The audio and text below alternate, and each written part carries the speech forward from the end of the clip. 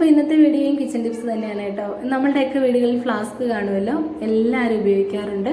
അപ്പോൾ അത് എങ്ങനെ നല്ല രീതിയിൽ ചൂടൊന്നും പോകാതെ കുറച്ച് നാളത്തേന് ദീർഘകാലം ഉപയോഗിക്കുക എന്നുള്ളതും, അതുപോലെ തന്നെ അതിൻ്റെ വാഷ് ചെയ്യുന്നത് എങ്ങനെയാണെന്നും അതിൻ്റെ കെയർ ചെയ്യേണ്ടത് എങ്ങനെയാണെന്നും ഒക്കെയാണ് കേട്ടോ ഇന്നത്തെ വീഡിയോ. അപ്പോൾ എൻ്റെ അടുത്തും കുറേ ഫ്ലാസ്കുകൾ ഉണ്ടായിരുന്നു.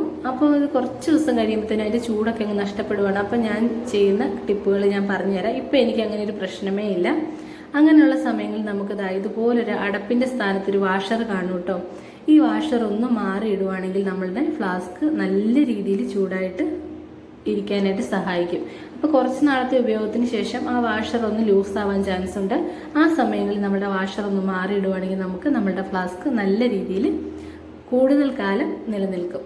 അതുപോലെ തന്നെ ഇനി അടുത്ത ടിപ്പ് നോക്കാം. അടുത്ത ടിപ്പ് എന്ന് പറയുന്നത് നമ്മൾ ചൂടുവെള്ളം ഉപയോഗിക്കാൻ, അല്ലെങ്കിൽ ചൂടുവെള്ളത്തിനാണ് നമ്മൾ ഫ്ലാസ്ക് ഉപയോഗിക്കുന്നതെങ്കിൽ, അല്ലെങ്കിൽ കോഫി എന്താണെങ്കിലും ചൂടുള്ള ഐറ്റം എടുക്കുവാണെങ്കിൽ നിങ്ങൾ ഫ്ലാസ്ക് കഴുകുന്ന സമയത്തും ചൂടുവെള്ളം കൊണ്ട് തന്നെ കഴുകാൻ പാടുള്ളൂ. നമ്മളുടെ ഫ്ലാസ്കിൻ്റെ ഉൾവശം കേട്ടോ, പുറത്തുള്ള ഭാഗങ്ങൾ നമുക്ക് കുഴപ്പമില്ല. ഉൾവശം ചൂടുവെള്ളം മാത്രം ഉപയോഗിച്ച് കഴുകുക.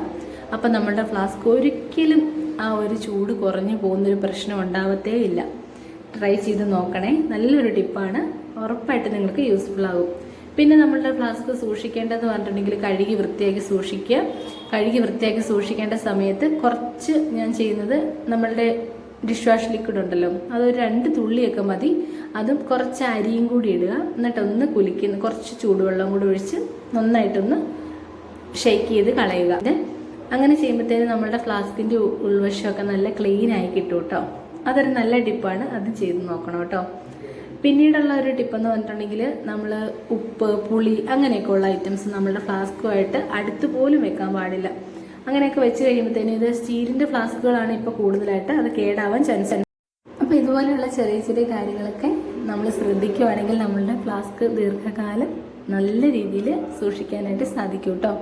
പിന്നെ പേപ്പറൊക്കെ ഇട്ട് കഴുകുന്ന ഒരു ഇതുണ്ട്, എല്ലാവരും കഴുകാറുണ്ട്. ഞാൻ അങ്ങനെയൊന്നും ചെയ്യാറില്ല. ഞാനിപ്പോൾ ഈ പറഞ്ഞ പോലെ ശരിക്കും കുറച്ച് ലിക്വിഡ് ഉപയോഗിച്ചിട്ട്, നമ്മളുടെ ഡിഷ് വാഷ് ലിക്വിഡ് ഉപയോഗിച്ചാണ് കേട്ടോ കഴുകി വൃത്തിയാക്കുന്നത്. ചൂടുവെള്ളം മാത്രമേ എടുക്കാൻ പാടുള്ളൂ.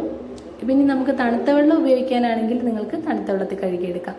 അല്ലാത്ത പക്ഷം ചൂടുവെള്ളത്തിൽ മാത്രമേ ആ ഫ്ലാസ്ക് കഴുകാനേ പാടുള്ളൂ. മേടിക്കുമ്പോൾ തൊട്ട് നമുക്ക് എത്ര നാളും ആ ഫ്ലാസ്ക് ഉപയോഗിക്കുന്നോ അത്രയും നാളും ചൂടുവെള്ളം തന്നെയാണ് യൂസ് ചെയ്യേണ്ടത്.